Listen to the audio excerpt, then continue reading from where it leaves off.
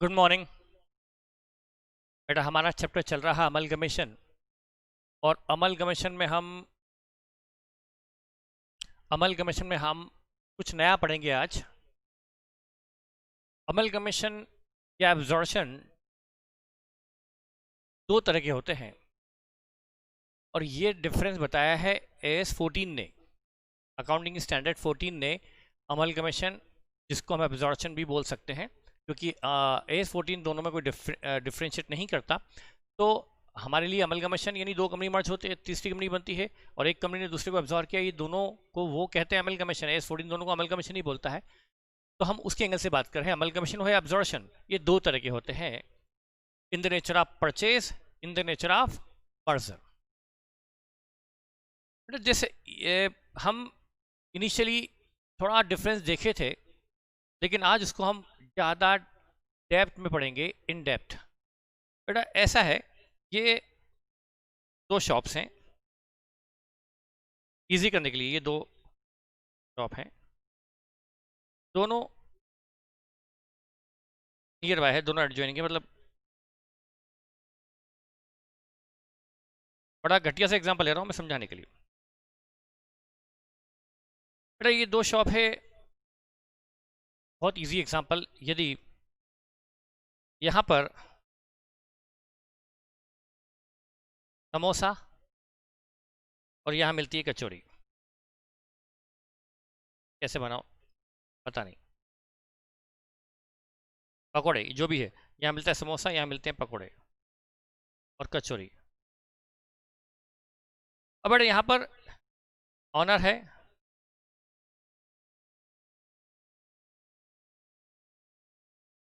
समोसे जैसा ही हो रहा है बेटा वो, जो कि दिन रात दुकान पे लगे रहता है समोसे खा खा के वो। और इधर इधर एक ऑनर है,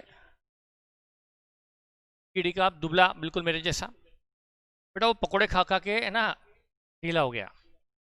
वो दोनों ही कट थ्रोट कंपटीशन में है, दोनों के पास में दुकानें हैं, दोनों दुकान में लगे रहते हैं, घर नहीं जा पाते खाना खाने के लिए। ये समोसे खा खा के मोटा हो जा रहा है, ये पकोड़े खा खा के खत्म हो गया। अब बेटा यहाँ पर इन्होंने हलवाई रख रखा है, इसने भी रख रखा है, और इसने स्टाफ रख रखा है यहाँ पर, इसने भी रख रखा है यहाँ पर। कोई भी कस्टमर आता है, ये इसका स्टाफ चिल्लाता है हमारे यहाँ आओ समोसे खाने, और ये बोलता है हमारे यहाँ आओ कचौरी खाने। कट थ्रोट कॉम्पिटिशन है दोनों में, कस्टमर खींचने में। ये स्टाफ रख रखा है इसने 12,000 रुपये महीने का, ये भी 15,000 रुपये महीने का स्टाफ रखा हुआ है कस्टमर को बुलाने के लिए। अब बेटा होता यह है कि दोनों में जो कट थ्रोट कॉम्पिटिशन है उसमें दोनों का ही लॉस हो रहा है। बेवजह ये आदमी रखा हुआ है, ये आदमी रखा हुआ है, पर क्या करें, कट थ्रोट कॉम्पिटिशन है दोनों में, और दोनों इस कंपटीशन में कंफर्टेबल नहीं है। दिन रात ये भी यहीं लगा रहता है, दोनों ऑनर यहीं लगे रहते हैं, खर्चा भी। अब इधर कोई कस्टमर आता है तो ये चिल्लाता है अरे मत जाना उनके समोसे खाने के लिए। तो कैसे बोले भाई क्या हो गया, क्यों नहीं जाते? और जबरन, अरे आप उनके समोसे खाने मत जाना, ये समोसे में 2 दिन पहले ही कॉकरोच निकली थी। दोनों एक दूसरे की बुराई करते हैं। इधर वाला चिल्लाता है अरे तू अपना देख, तेरे तो कचौरी के अंदर छिपकली की पूंछ निकली थी, छिपकली निकली थी, चूहा निकला था, भगवान जाने क्या क्या। ये मतलब फोड़ो, ऐसी गंदी बातें प्लीज़ मत करो बेटा। तो अब दोनों परेशान हो गए, क्या करें। अब दोनों सोचते हैं एक दिन कि भाई अपन दोनों की ज़िंदगी ऐसी बीत गई लड़ते लड़ते, क्यों ना अब हम एक काम करें। अब यहाँ पर बेटा ये दोनों किस तरह से क्या होता है मैं आके बताता हूँ। होता ये है, एक दिन ये व्यक्ति, ओहो, ये व्यक्ति के जो उसके बेटा और बेटी दोनों है वो यूएस में सेटल है। एक दिन सोचता है यार बहुत हो गया, अब दुकान उकान छोड़ो, अब तो यूएस में जाके सेटल होंगे। तो ये यूएस में जाके सेटल होने का सोचता है, तो ये अपनी शॉप इसको दे देता है, पड़ोसी को, और ये शॉप 28 लाख में बेच देता है और 28 लाख चेक लेकर चले जाता है। ये दुकान इसकी हो गई, इसकी असेट लाइबिलिटी इसकी हो गई, इसके प्रॉफिट भी इसके हो गए, अब फ्यूचर प्रॉफिट। इसकी असेट जो यहाँ की थी असेट, वो इसकी हो गई, लाइबिलिटीज़ वो भी हो गई होगी, या जो भी हो, यहाँ के प्रॉफिट भी इसी के होंगे। और ये व्यक्ति हमेशा हमेशा के लिए दुकान छोड़कर चला गया, 28 लाख लेकर यूएस सेटल हो गया।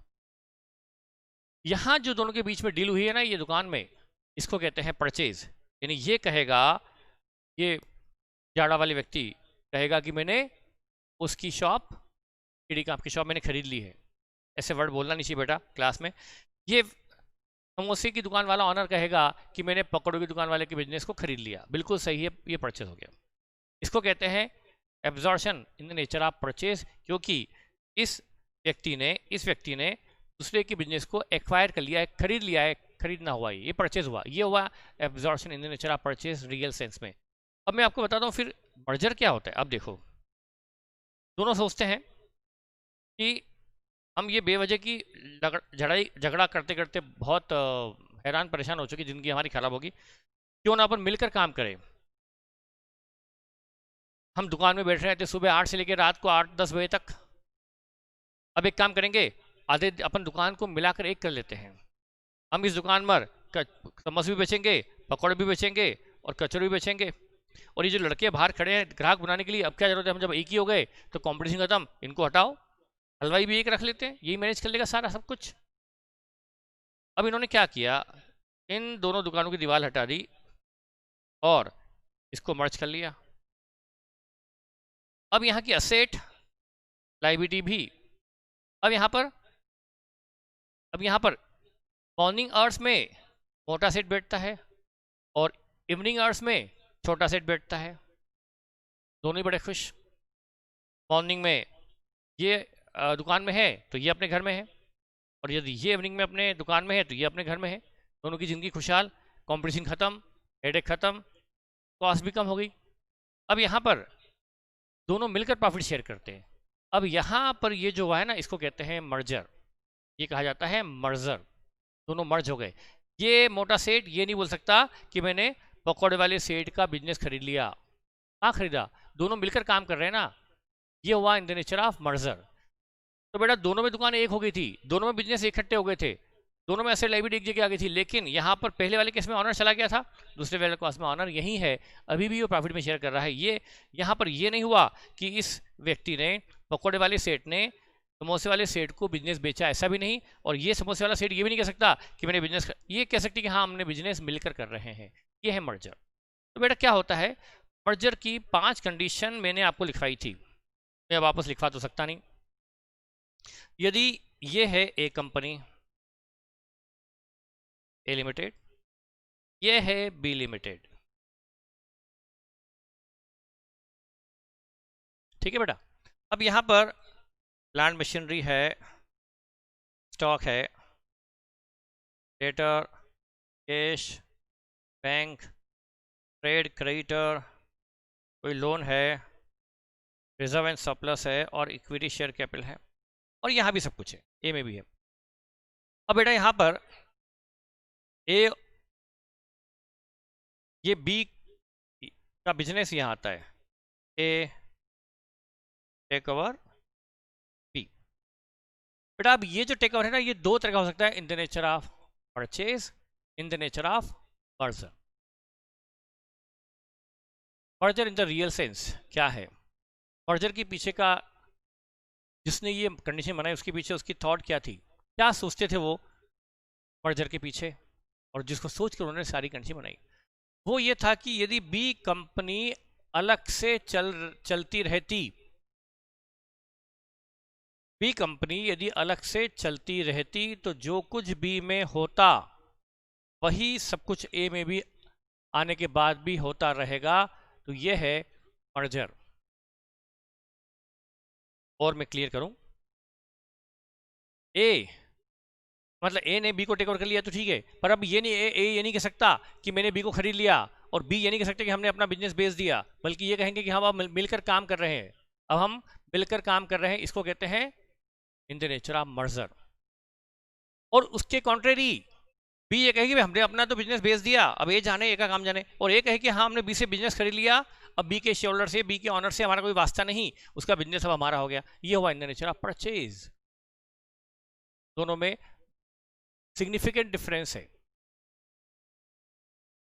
तो यदि बी कंपनी अपना बिजनेस वाइंड अप नहीं करना चाहती, बिजनेस बेचना नहीं चाहती, बल्कि वो ए के साथ मिलकर काम करना चाहती है, तो हुआ ये, अब मैं मर्जर की कंडीशन बता रहा हूं कि होगा ये, भाई ये मर्जर चाहते हैं तो ए का ये बी का ये प्लांट ए में आ जाएगा, ये सारी असेट ए में आ जाएगी, ये सारी लाइबिलिटी ए में आ जाएगी, ये प्रॉफिट भी ए में आ जाएगा। ओहो, अभी तक तो ऐसा कभी नहीं हुआ। अभी तक तो बी का प्रॉफिट बी के शेयर होल्डर को बांट देते थे और ये बी के शेयर के बिल भी बी के शेयर होल्डर को बांट देते थे, पर अब ये प्रॉफिट भी ए में आ जाएगा और ये इक्विटी शेयर होल्डर भी नए इक्विटी शेयर इश्यू होकर यहां इक्विटी शेयर होल्डर बन जाएंगे। असेट यहां आ गई, लाइबिलिटी यहां आ गई, प्रॉफिट यहां आ गए, ऑनर भी यहां आ गए, तो बी का जो कुछ था सब कुछ ए में आ गया और बी के शेयर होल्डर अब ए के इक्विटी शेयर होल्डर हो गए, बी के इक्विटी शेयर होल्डर अब ए में इक्विटी शेयर होल्डर हो गए, बी के ऑनर ए में ऑनर हो गए, असेट ए में आ गई, लाइबिलिटी ए में आ गई, प्रॉफिट भी ए में आ गए, वो खुद भी ए में आ गए, बी के शेयर होल्डर भी ए में आ गए, प्रेफरेंस शेयर होल्डर भी इधर आ जाएंगे प्रेफरेंस शेयर लेकर के। तो यदि बी कंपनी खुद कंटिन्यू होती तो वहां जो असेट चलती, लाइबिलिटी चलती, प्रॉफिट चलता, शेयर होल्डर चलते, वो सब कुछ अब ए में चलेगा। जो बिजनेस बी में चल रहा था वो business as it is A में चलेगा। जो बिजनेस बी में चल रहा था, बी में यदि बिजनेस होलसेल का था तो ए में भी होलसेल का बिजनेस चलेगा, बी का यदि बिजनेस रिटेल का था तो ए में भी रिटेल चलेगा। तो business as it is, asset as it is, share holder as it is, ये कहा जाता है in the nature of merger. अब ये यहाँ नहीं कहेगा ए ने कि हमने बी को खरीद लिया, नहीं, कहाँ से खरीदा, बी तो यहाँ आकर साथ में, मतलब बी अपना बोरिया बिस्तर उठाकर ए में आ गई, बोले चलो यार हमारी बुक्स बंद कर देते हैं, क्यों एक दो दो कंपनी का हेडेक रखें, एक कंपनी बंद करें, एक कंपनी बंद करें तो उसकी लीगल फॉर्मेलिटी एक कंपनी की बचेगी, दो में से एक कंपनी बंद कर देते हैं, दोनों में से एक तो बंद करनी है, चलो बी बंद कर देते हैं, ए का इतिहास ज़्यादा अच्छा है एक कंटिन्यू कर लेते हैं, और अब दो दो कंपनी के लीगल एक्सपेंसेस नहीं होंगे, दो की बोर्ड ऑफ डायरेक्टर टीम नहीं होगी, दो की मार्केटिंग टीम नहीं होगी, दोनों को अकाउंट डिपार्टमेंट एक हो जाएंगे, दोनों के मार्केटिंग डिपार्टमेंट एक, दोनों के जितने भी डिपार्टमेंट डिस्पैच या सारे डिपार्टमेंट एक हो जाएंगे, काफ़ी सिग्निफिकेंट कॉस्ट कटिंग होगी। तो यदि ऐसा हो रहा है कि बी की असेट भी ए में आ गई, लाइबिलिटी भी ए में आ गई, प्रॉफिट भी ए में आ गए और बी के इक्विटी शेयर होल्डर भी ए में आ गए, इक्विटी शेयर होल्डर बन गए ए के, तो यहाँ ये कहा जाएगा कि ये, और इवन ये भी एक खास बात, जो असेट लाइबिलिटी जिस वैल्यू पे बी में चल रही है उस वैल्यू पर ही ए में रिकॉर्ड की जाएगी। बी कंपनी कंटिन्यू होती, वहां प्लांट 7 लाख रुपीस का है, बुक में 7 लाख रुपीस का बी में, उसकी वर्थ रह गई 4 लाख, और ए ने चूंकि बी को खरीदा नहीं, सिर्फ बी को क्या कहा है, भाई तुम अपने बोरिया बिस्तर लेके हमारे आ जाओ और तुम्हारी असेट लाइब्रेरी हमारे रिकॉर्ड कर दो ना, हमारी बुक में रिकॉर्ड कर दो ना। ए ने बी को खरीदा नहीं, जब ए ने बी को खरीदा नहीं तो फिर ये 7 लाख का प्लांट यहाँ 7 लाख पे ही आएगा, भले उसकी करंट वैल्यू 4 लाख हो, वहाँ बिल्डिंग है 5 करोड़ की, बुक वैल्यू 5 करोड़, उसकी वर्थ है 40 करोड़, क्योंकि बी ने ए को बिजनेस बेचा नहीं, ए ने बिल्डिंग खरीदी नहीं, ये परचेस है ही नहीं, मर्जर है, तो ये बिल्डिंग 5 करोड़ पर बी में है, ए में भी वो 5 करोड़ पर ही रिकॉर्ड की जाएगी, एज इट इज रिकॉर्ड की जाएगी, बुक वैल्यू भी रिकॉर्ड की जाएगी। तो असेट यहां पर आ गई, सारी की सारी एक भी असेट नहीं छूटना चाहिए, all asset, all liability, same book value, same business.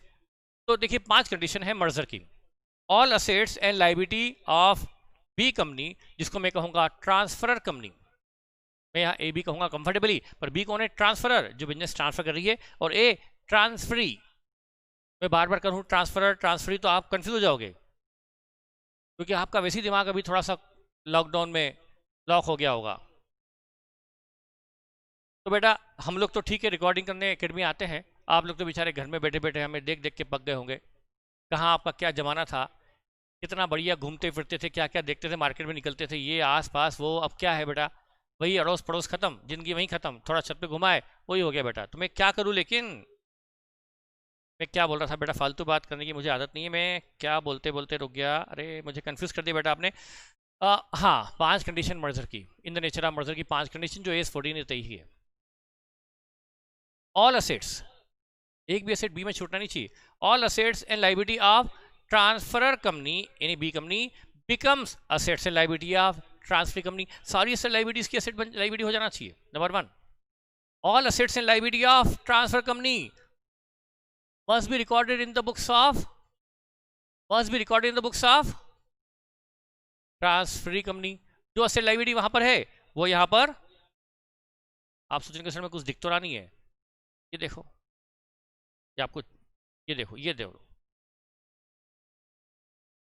तो बी की असेट लाइबिलिटी सारी, all asset on liability, all assets and liability of B becomes assets and liability of A. Number 1, एक भी असेट बी में छूटे नहीं, यदि छूट गई तो मर्जर नहीं रहेगा, नेचुरल मर्जर नहीं रहेगा।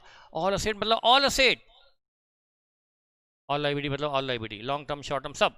All assets and liability of transfer company become assets and liability of transfer company, number 1। Number 2, all assets and liability of transfer company must be recorded in the books of transferee company at the same book value of transfer. यदि वहां पर जिस value पे asset liability चल रही थी उस value भी सेम टू सेम हो, यदि वहां गुडविल 7 लाख पर है, यहाँ भी गुडविल 7 लाख पे हो, वहां प्लांट 4 पर है, यहाँ भी प्लांट 4 पे हो, वहां डेटा 8 लाख पे है, यहाँ भी डेटा 8 लाख पे हो, वहां फर्नीचर 260 पर है तो यहाँ फर्नीचर भी 260 पर ही रिकॉर्ड किया जाएगा। तो 2 कंडीशन हो गई। तीसरी, same business intended to be continue. Same business intended मतलब जब ए कंपनी बी को टेक ओवर कर रही है, जब मर्जर हो रहा है, तो ये इरादा रहा हो कि जो बिजनेस बी में है हम एज इट इज बिजनेस चलाएंगे। Same business intended to be continue. बाद में इरादा बदल सकता है, बाद में गवर्नमेंट ने बैन लगा दिया बिजनेस पे तो बी का बिजनेस बंद भी करना पड़ सकता है, बाद में सर्कमस्टेंस बदल गई, लेकिन जब ये डील हो रही है तब इरादा ये है कि बिजनेस जो बी में था चल रहा है, ए में आने के बाद भी वो एज इट इज चलेगा। तो same business intended to be continue in the transferee company. 3 condition हो गई। आप कहेंगे सर 3 कौन कौन सी होगी? अरे भाई कितनी बार बोलूं, all assets and liability of transfer company must become assets and liability of transferee. All assets and liability of transfer company should be recorded in the books of transferee company at the book value of transferor. Same business intended to be continued in the transferee. 4th and 5th 2 और बची है बस। पहले हिंदी में बोल दूं क्योंकि अपन शायद हिंदुस्तानी, मुझे भी आप लगता है भले आप कॉन्वेंट में पढ़े होंगे लेकिन हिंदी तो आती होगी, आपकी मदर टंग तो हिंदी है, शर्म तो नहीं आएगी हिंदी सुनने में? नहीं सर ऐसी क्या बात करते हो बेटा, ऐसा है, मैं हिंदी में बोल रहा पहले।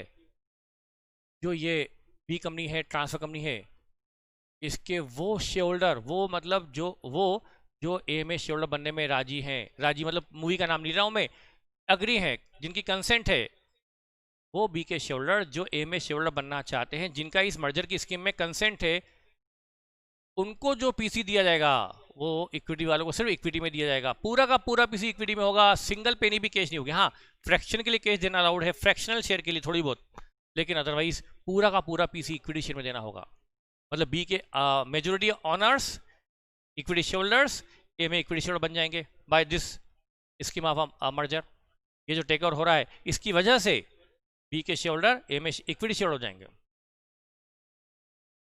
अब मैं इंग्लिश में बोल दूं, आप कहेंगे सर हम तो इंग्लिश में कंफर्टेबल है, बेटा बोल देता हूं, मुझे क्या, ए इसमें तो इंग्लिश में लिखा हुआ है। Purchase consideration payable to those equity shareholder of transferor who agree to become shareholder of transferee must be discharge by equity share of transferee company. Vendor company B company के जो भी इक्विटी शेयरहोल्डर ए कंपनी में shareholder होना चाहते हैं उनको पूरा का पूरा पीसी इक्विटी शेयर में दिया जाएगा। ये कुछ कंडीशन नंबर 4 थी। 5वीं एंड आखिरी कंडीशन क्या थी? 5th and last condition.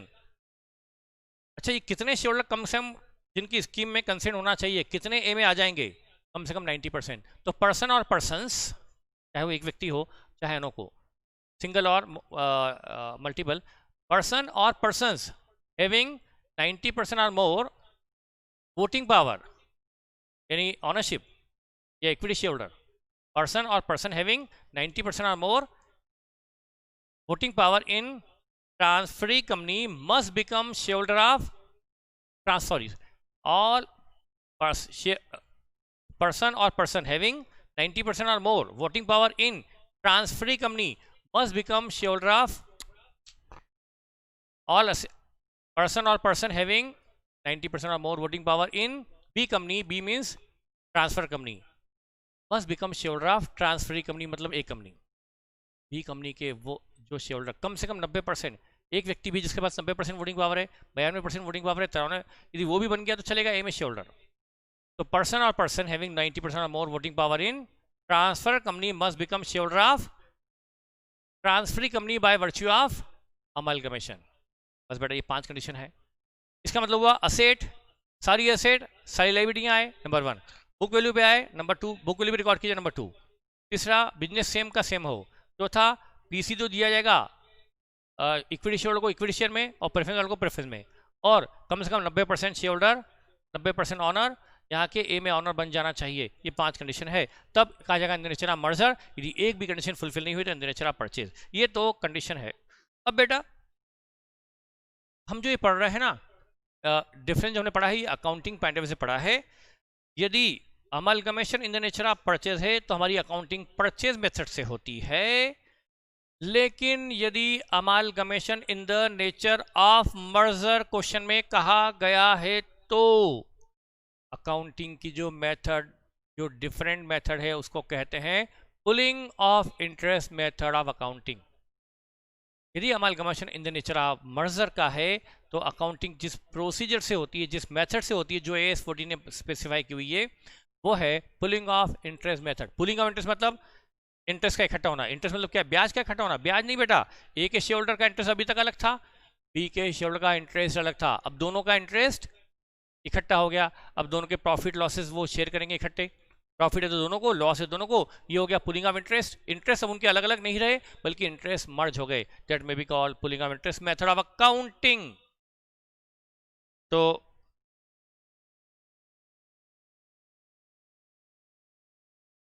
यहां पर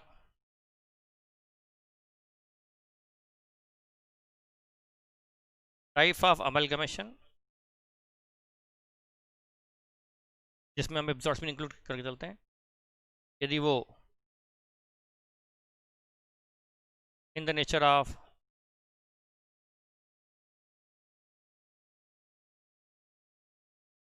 परचेज है और दूसरा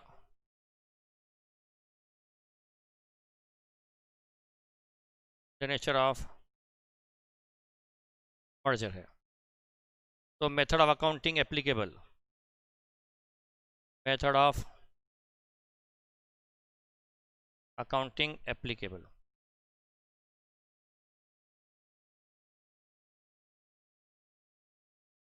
बेटा यहां लगेगी परचेज मेथड, इसको बोलते हैं परचेज मेथड, और इसको बेटा कहते हैं pooling of interest method, pulling of interest method of accounting. और बेटा ये सब कुछ एज पर AS 14 है सब कुछ। बेटा अभी तक हम जो क्वेश्चन करते आ रहे हैं ना, वो इन द नेचर ऑफ परचेज के करते आ रहे हैं, और मेथड जो अकाउंटिंग करते आ रहे हैं, जो हमने पूरा अभी तक पढ़ा, वो सब परचेज मेथड थी। तो ये हमें पढ़ना नहीं। अब हमें पढ़ना क्या है? यदि कोई transaction in the nature of merger specify किया हुआ है तो हमें अकाउंटिंग कैसे करनी होगी। अब बेटा यहां पर जैसे मैंने बताया, मैं आपको डिफरेंस बताऊं परचेज मेथड और पुलिंग ऑफ इंटरेस्ट मेथड में, फिर मैं डिफरेंस बेटा आपको लिखवाऊंगा भी सही। पहले हम समझ तो लें बेटा, ये जो जैसे हम एग्जांपल, ये बी कंपनी है,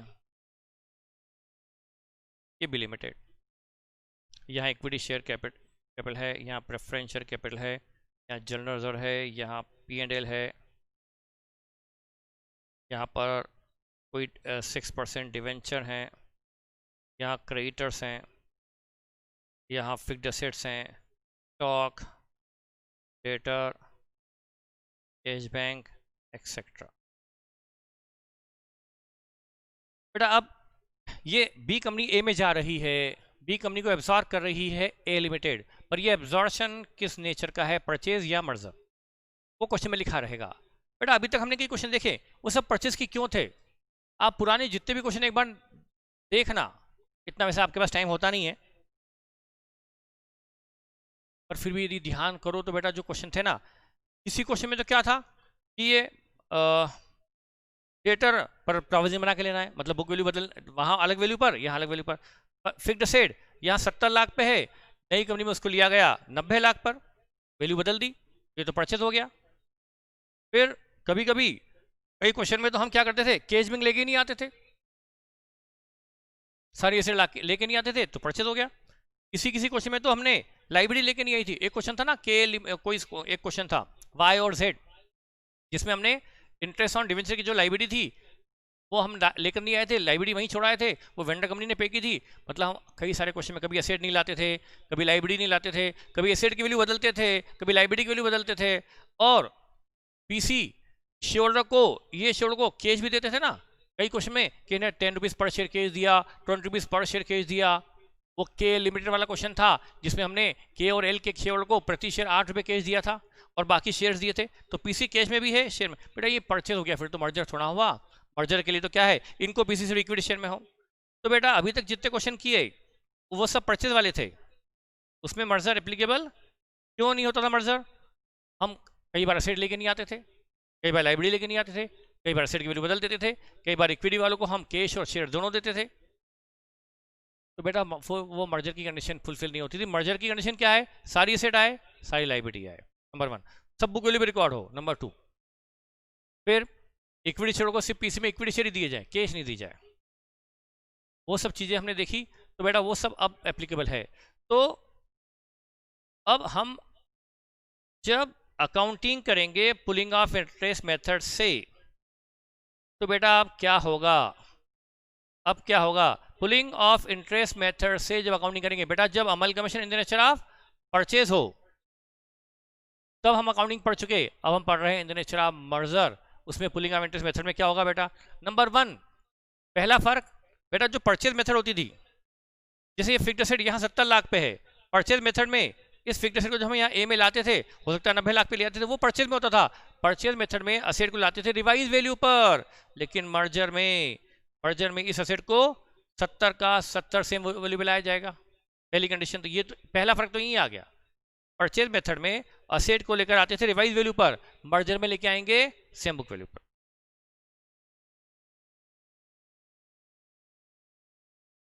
आया सामने? दूसरा,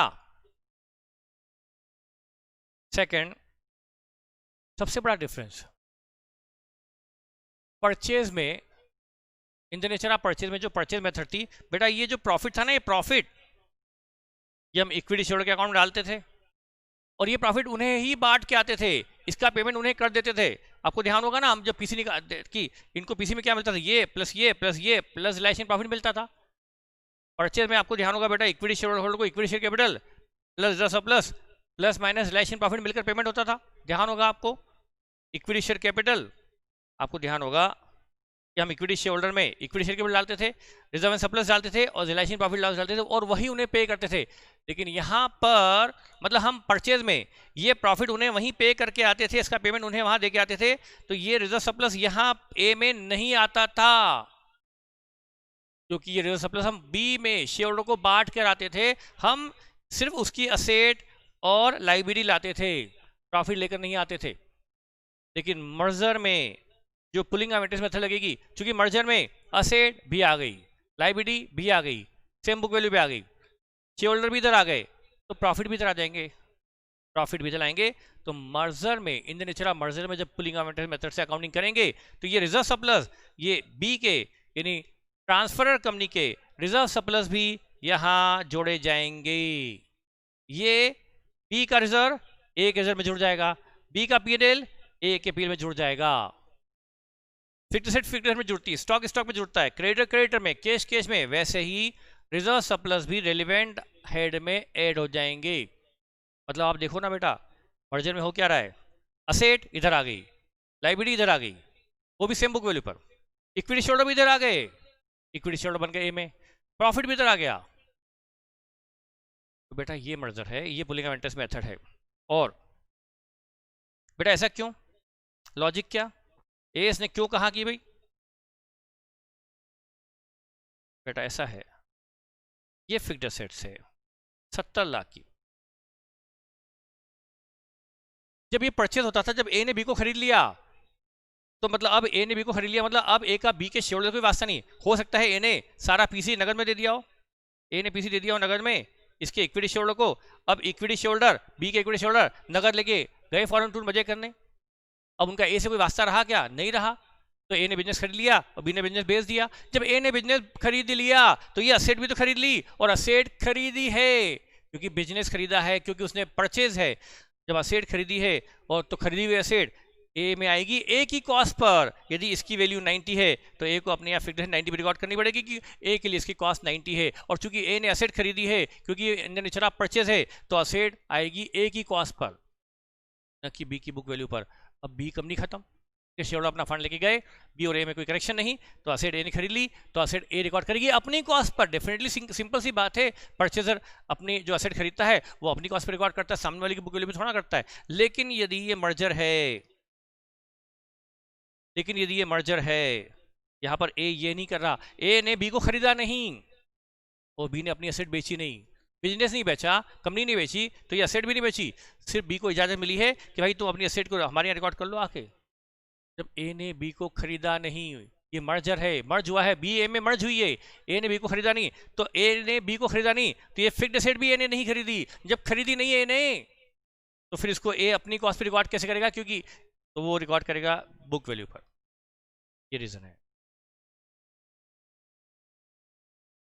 और मैं लिखवाऊंगा, एग्जाम्पल लूंगा, पर एक बार तो समझ लें बेटा, जब हम यहाँ पर परचेज मेथड में करते थे ना, मान लो यहाँ असेट से 40 लाख, लायबिलिटी है बेटा यहाँ 10 लाख, इसकी रिवाइज वैल्यू 40 लाख की असेट की, मान लो असेट की वैल्यू है 65 लाख।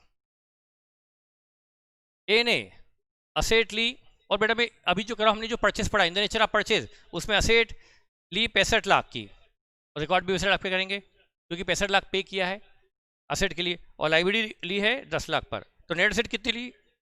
55 लाख, 55 लाख, और पीसी दिया है 58 lakh, asset I 65 lakh, assets taken over 65, liability taken over 10, net asset taken over 55, but PC 58, 3 lakh for goodwill. यहां गुडविल रिकॉर्ड करते थे हम, क्योंकि ये ए के लिए परचेज गुडविल है, और परचेज गुडविल तो रिकॉर्ड की जाती है, और ये गुडविल हम इंटेंजिबल एसेट में दिखाते थे, ए की बैलेंस शीट में दिखाते थे इंटेंजिबल एसेट में गुडविल, क्योंकि ए ने बी को खरीदा है, ये परचेज है तो गुडविल भी खरीदी है, बिजनेस खरीदा है, बी को खरीदा है तो गुडविल भी खरीदी है, और गुडविल खरीदी है तो परचेज गुडविल दिखाना चाहिए, एज पर एज भी परचेज गुडविल दिखाई जाती है, वो दिखा दी। लेकिन यदि यही मर्जर होता, इन द नेचर ऑफ मर्जर होता,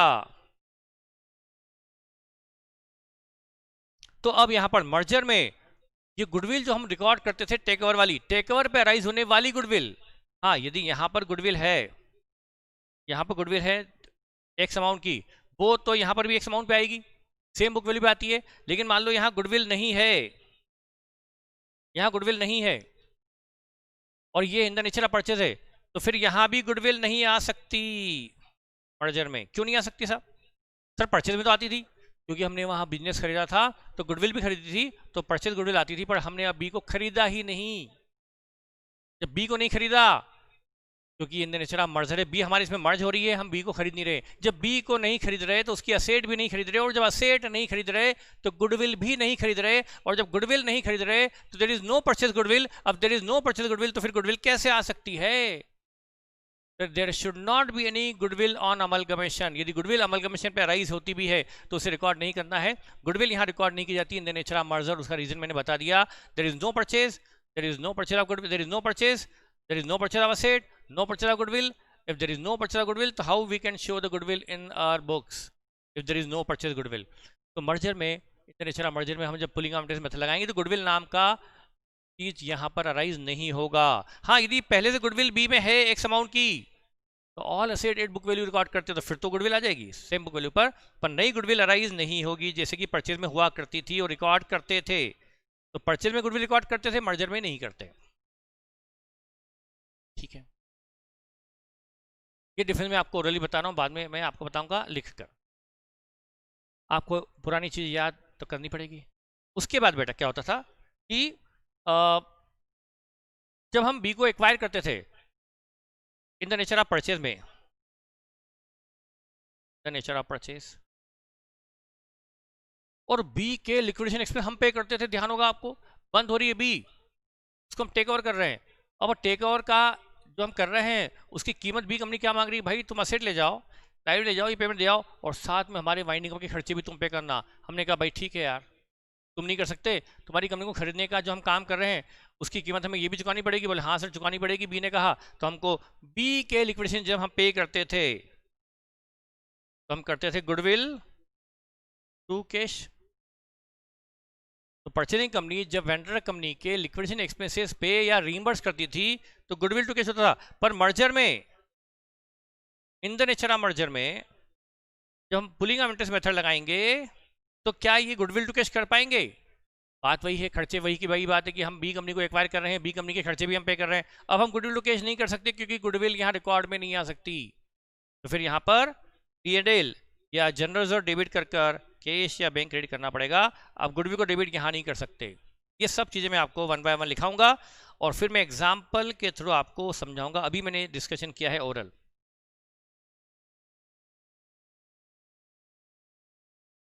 तो नंबर 1 डिफरेंस, परचेज में असेट रिकॉर्ड, असेट लाइबिलिटी लाई जाती थी रिवाइज वैल्यू पर मर्जर में लाई जाएगी बुक वैल्यू पर। नंबर 1।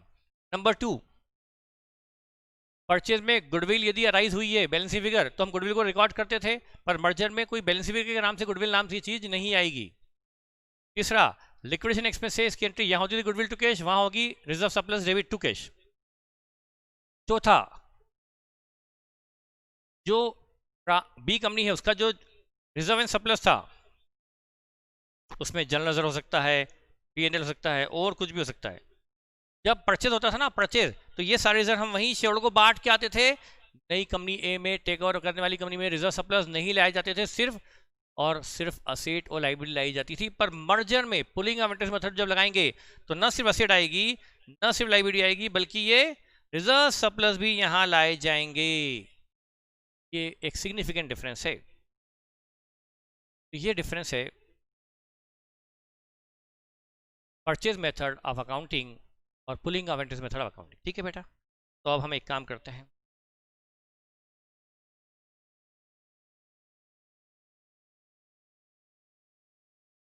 अब कहें सर थ्योरी बहुत हो गई, इसका डिफरेंस भी आप लिखाना, पर सर लिखाने के पहले समझ में आना चाहिए पहले। तो बेटा एक एग्जांपल लेते हैं। यह है बी लिमिटेड, इसकी इक्विटी शेयर कैपिटल है रेट ऑफ 100 रुपीज, 6 लाख का जनरल रिजर्व लेता हूँ मैं 1 लाख, P&L 50, डायबिटीज 2, 6, 7, 8, 9, 950 इधर फिक्स्ड एसेट और करंट एसेट।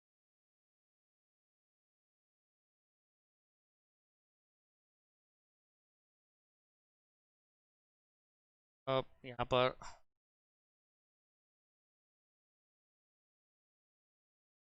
450 और 5 lakh.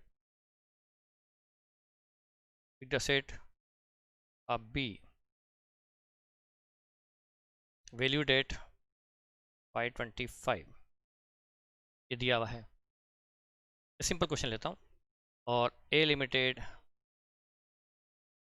Take over B and will issue it's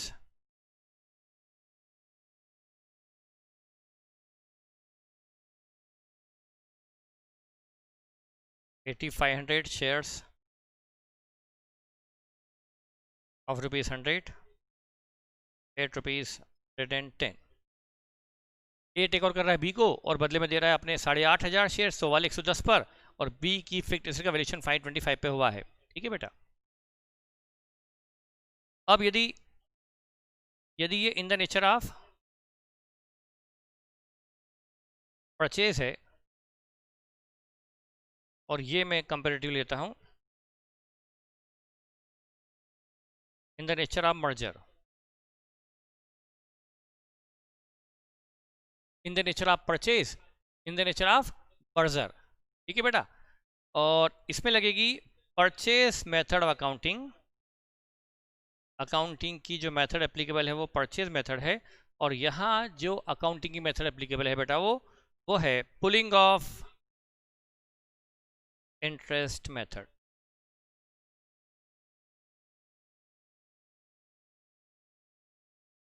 पहली एंट्री बेटा दोनों करेंगे तो अच्छा रहेगा, जो हम पहले पढ़ते हैं, नहीं तो क्या है जब ये मर्जर करते पढ़ते परचेज भूल जाओगे। सर परचेज क्या था, आप तो भूल गए सर, मैं जानता हूँ आप लोगों को।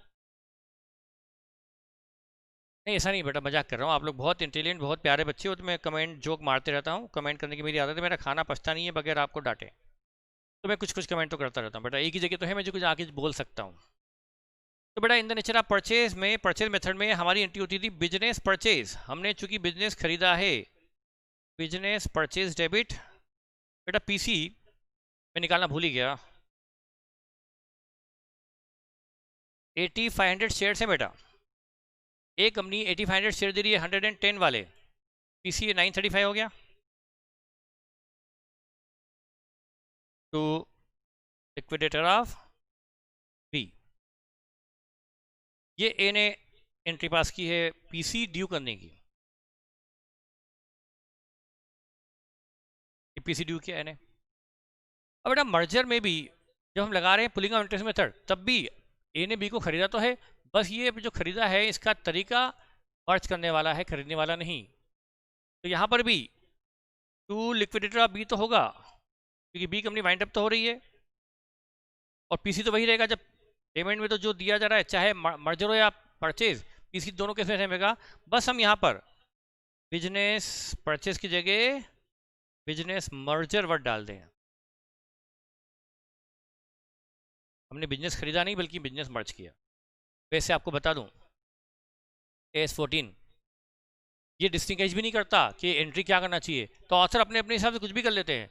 वो तो बेटा मॉड्यूल में इसमें भी बिजनेस परचेज लिख देते हैं, मर्जर में भी बिजनेस परचेज लिख देते हैं, पर मैं क्या करूं, मैं तो वो बताऊंगा जो मुझे सही लगता है, जो लॉजिकल है। चूंकि एस इस बारे में साइलेंट है, अकाउंटिंग स्टैंडर्ड 14 ने इसके बारे में कुछ नहीं कहा, तो हम वो करें जो अप्रोप्रिएट है। खरीदा तो बिजनेस परचेज डेबिट, और मर्ज किया है, मर्ज कर रही है एक कंपनी ने बी को मर्ज किया है, बी को आपने कहा कि भाई तुम्हारी बोरिया बिस्तर लेकर तुम्हारी एसेट लाइबिलिटी हमारे आगे मर्ज कर दो, बस तो एंट्री होगी बिजनेस मर्जर डेबिट। पर पेमेंट तो करना पड़ेगा ना उनको, बी के शेयर होल्डर को ए के शेयर तो देने पड़ेंगे ना, ताकि वो ए में शेयर होल्डर हो जाए।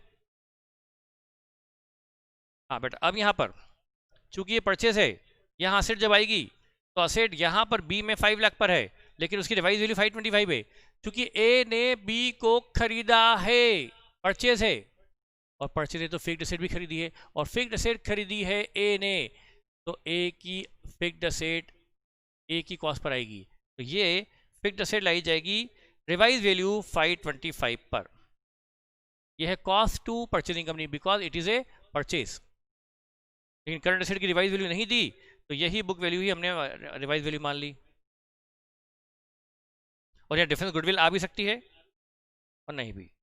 टू लाइबिलिटी 2 लाख, असेट आएगी रिवाइज वैल्यू पर, लाइबिलिटी आएगी पेबल वैल्यू पर, टू बिजनेस परचेज 935। अब देखो बेटा ये चूंकि परचेज है, हमारी असेट हमने जो परचेस की है 525 का फिक्स्ड असेट परचेस किया है, 450 का करंट असेट परचेस किया है, माइनस 2 लाख की लाइबिलिटी घटाकर नेट असेट आई है 775, और पे कर रहे हैं हम 935, हम 160 ज़्यादा पे कर रहे हैं, ये होगी गुडविल, ये होगी गुडविल बैलेंस शीट फिगर। बेटा हमने बिजनेस खरीदा है, बी को खरीदा है, ये परचेज है, तो गुडविल भी खरीदी है, और परचेज गुडविल दिखाना गलत नहीं है कॉस्ट पर। ए के लिए इसकी कॉस्ट 160 है, ये हो गया।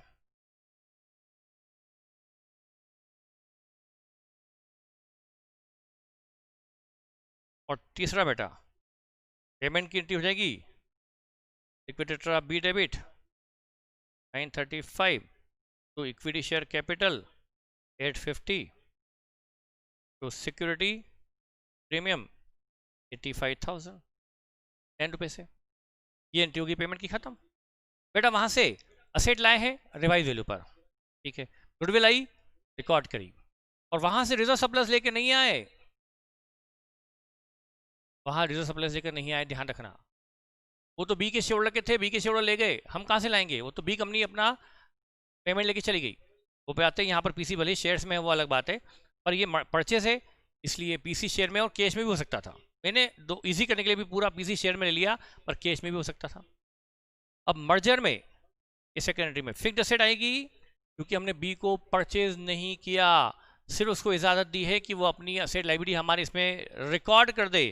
तो वो असेट बी में 5 लाख की थी, ए में भी वो 5 लाख पर ही रिकॉर्ड की जाएगी, और करंट असेट 450 पर आएगी। और गुडविल तो यहाँ होने का सवाल ही नहीं, गुडविल कैसे आ सकती है? छोड़ो गुडविल को। To liabilities, to general reserve, ये मर्जर है, वहाँ के असेट भी आएगी बुक वैल्यू पर, लाइबिलिटी भी आएगी बुक वैल्यू पर, और बी के रिजर्व सरप्लस भी आएंगे। जनरल रिजर्व 1 लाख, P&L भी आएगा 50, टू बिजनेस मर्जर 935, ये हो गया। और एंट्री नंबर थर्ड तो वही होगी, लिक्विडेटर बी डेबिट, पेमेंट तो वही होगा। तो equity share capital 850, to security premium 85। अब देखो बेटा, यहाँ जो डिफरेंस आया वो गुडविल में डेबिट नहीं हो सकता, डिफरेंस आ तो सकता है। क्रेडिट ज़्यादा दिख रही मुझे, 935 प्लस 150 प्लस 2 लाख माइनस 950, या 335, बैलेंसिंग फिगर। ये गुडविल में डेबिट कतई नहीं होगा, क्योंकि हमने बी को परचेज नहीं किया, तो बी की असेट को भी परचेज नहीं किया, तो गुडविल को भी परचेज नहीं किया। जब गुडविल को परचेज नहीं किया तो गुडविल की कॉस्ट जीरो है हमारे लिए। जब गुडविल की कॉस्ट जीरो है तो हम गुडविल को रिकॉर्ड कैसे कर सकते हैं? सिर्फ परचेज गुडविल ही दिखाई जा सकती है, और हमने गुडविल खरीदी नहीं, तो गुडविल कैसे दिखा दें? गुडविल में नहीं, बल्कि ये जो एक्सेस पेमेंट है ये ए कंपनी के रिजर्व एंड सरप्लस में एडजस्ट होगा, ए के रिजर्व सरप्लस से डेबिट होगा। रिजर्व एंड सरप्लस मैंने ब्रॉडली लिख दिया है, रिजर्व एंड सरप्लस से एडजस्ट होगा ए कंपनी के, क्योंकि बुक्स कौन सी है? ए कंपनी की, बी कंपनी तो उधर बंद हो जाएगी। ए कंपनी में ये जो एक्सेस पेमेंट है ये ए के रिजर्व सरप्लस से एडजस्ट हो जाएगा, डेबिट हो जाएगा। क्यों, कैसे, सब हम समझेंगे 1 बाय 1। और ये जो हम रिजर्व सरप्लस डेबिट कर रहे हैं, क्यों कर रहे हैं, ये भी मैं क्लियर करूंगा, पर रिजर्व सरप्लस गुडविल में डेबिट नहीं होगा। और वैसे AS14 ने कहा है, एज पर AS14 डिफरेंस, और इन as per AS14 in case of amalgamation in the nature of merger,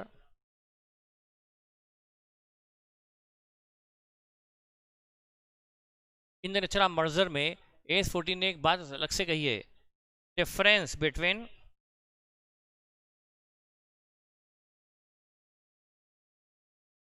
PC and share capital of transferor any B company is to be adjusted against reserve, is to adjusted against reserves। बेटा यहाँ पर भी PC है 935, और share cable कितनी थी? 6 लाख। कितना adjust आ रहा है, डिफरेंस कितना रहा? 335। शेयर होल्डर की केबल थी 6 लाख बी में, और उन्हें दिया जा रहा है 935। जितना ज़्यादा दिया जा रहा है ये एक कंपनी का लॉस है। इस मर्जर में बताऊंगा मैं क्यों, कैसे। उनको बी की शेयर केबल थी 6 लाख, तो उन्हें एक कंपनी में भी 6 लाख के शेयर देने थे। असेट वही, लाइबिलिटी वही, बुक वैल्यू वही, प्रॉफिट भी लिया है, तो उनको उनकी शेयर केबल के लिए 6 लाख देना था। बेटा जब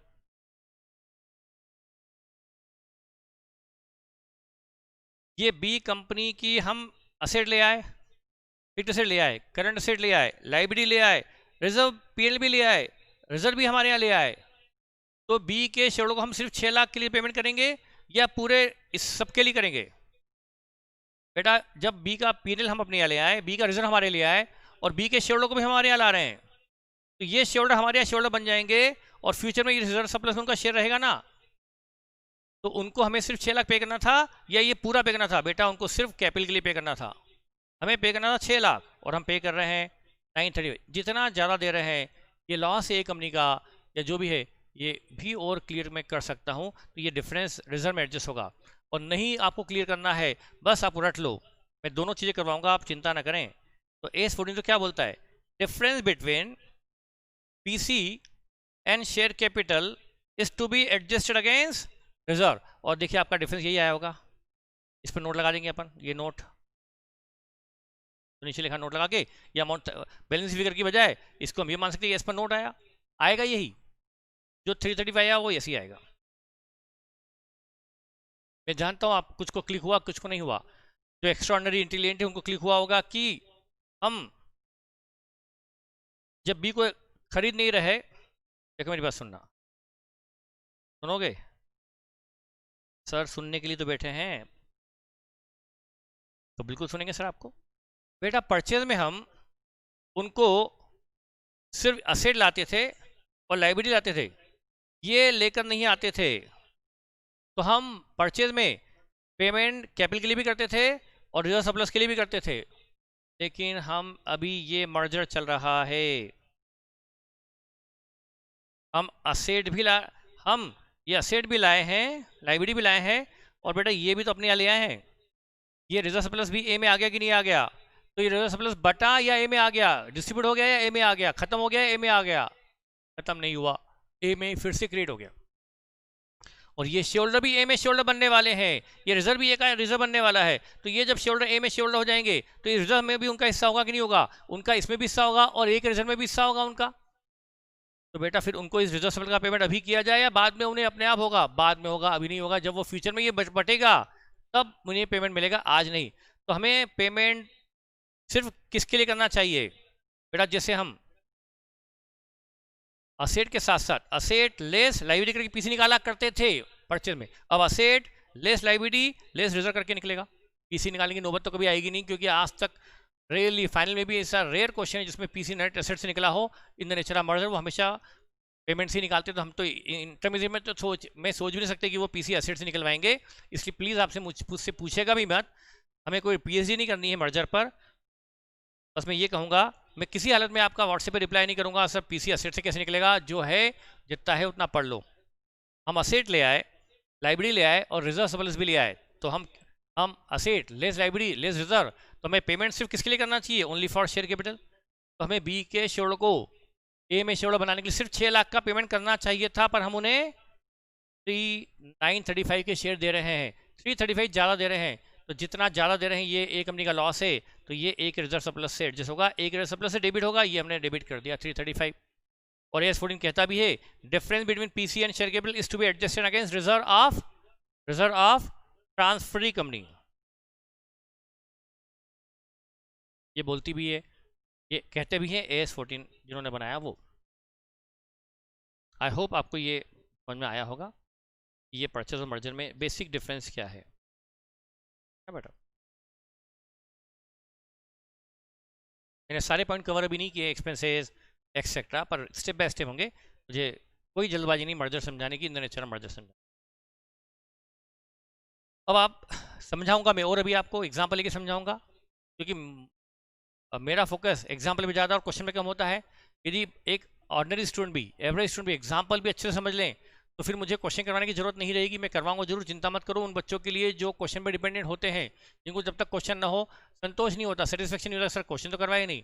और अच्छे बच्चे जो होते हैं वो एग्जाम्पल से अपने सारे फंडे क्लियर कर लेते हैं और बोलते हैं सर क्वेश्चन तो हम करेंगे ना, तभी आप कर लोगे क्या? एग्जाम तो हमें देनी है सर, ठीक है। ये कोई डायलॉग नहीं, हकीकत है। तो बेटा मैंने कंडीशन 5 लिखवा दी है आपको, 5 कंडीशन लिखवा दी। अब मुझे आपको लिखवाना होगा फ्यूचर में difference between purchase method and pulling of interest method of accounting वो मैं समझाऊंगा। वो मुझे समझाना बाकी है आपको, बिल्कुल समझाऊंगा मैं। तो इतना तो बेटा आप अभी अच्छे से समझेंगे।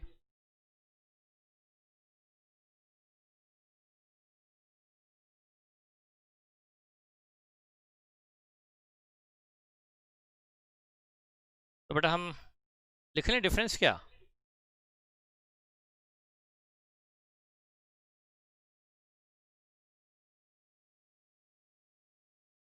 ये बाद में लिखेंगे, पहले आप थोड़ा और समझना चाहेंगे क्या? समझ तो गए आप लोग काफ़ी कुछ। आपने देखा होगा बेटा, परचेज में यहाँ गुडविल आई थी, वो भी 160 की, और मर्जर में गुडविल डेबिट नहीं की बल्कि रिजर्व एंड सरप्लस डेबिट किया, वो भी ए कंपनी का, है ना। और इसमें पहले हम जैसे रिजर्व लिखा पहले करेंगे जनरल रिजर्व फिर पी एंड एल, जैसा भी क्वेश्चन में, वो हम सीरियल भी देखेंगे इसी क्वेश्चन में।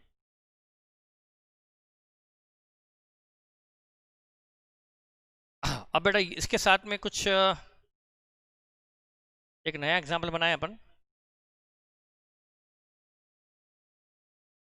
या मैं आपको होमवर्क भी देता हूँ, बस ऐसे ही question.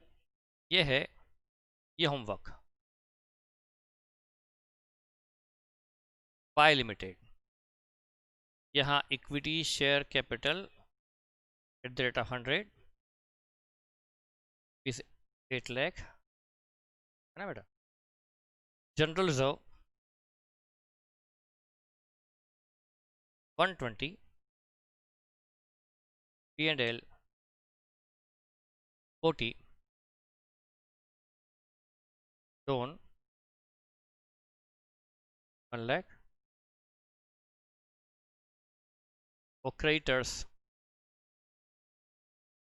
150, plant and machinery, furniture and fixture, stock, creditors, cash bank, total. ये होमवर्क है बेटा।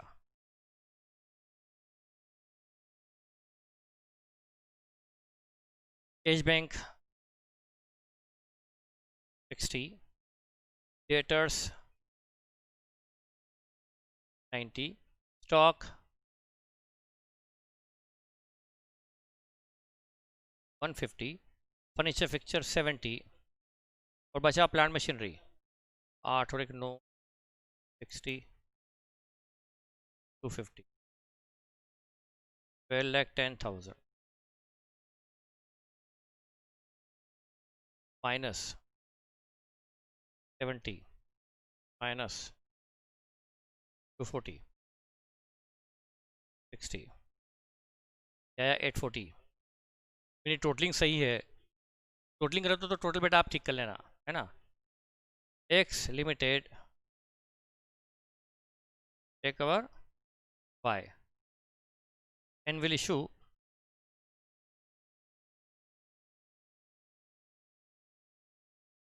It's 3 shares of rupees rate at rupees 110 for every shares of Y Limited.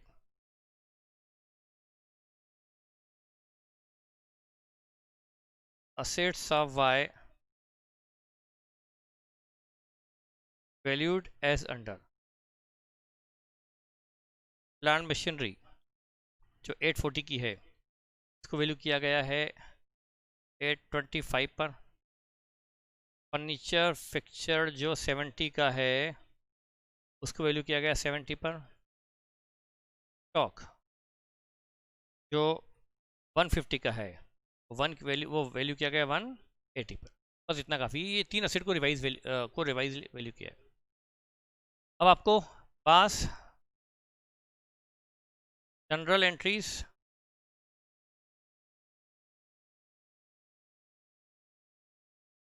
in the books of X Limited if absorption is in the nature of purchase,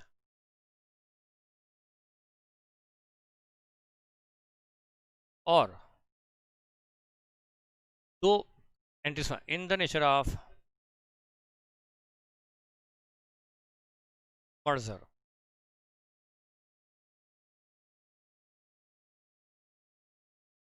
ठीक है बेटा, ये आपको homework solve करना है और मुझे व्हाट्सएप करना है। ठीक है बेटा, तो मैं इस वीडियो के बाद अगले वीडियो में और एग्जाम्पल लूँगा और जो डिफरेंस है वो लिखवा दूंगा। ठीक है बेटा, अभी इतना काफ़ी। अभी मेरा लेक्चर ख़त्म नहीं हुआ, बस मैं ब्रेक ले रहा हूँ ताकि हमारा लेक्चर अपलोडिंग में थोड़ा सा 2 लेक्चर में कन्वर्ट करके हम इसको अपलोड करेंगे। ओके बेटा, तो अभी बाय बाय नहीं बोल सकता, अभी तो हमारा लेक्चर बचा है।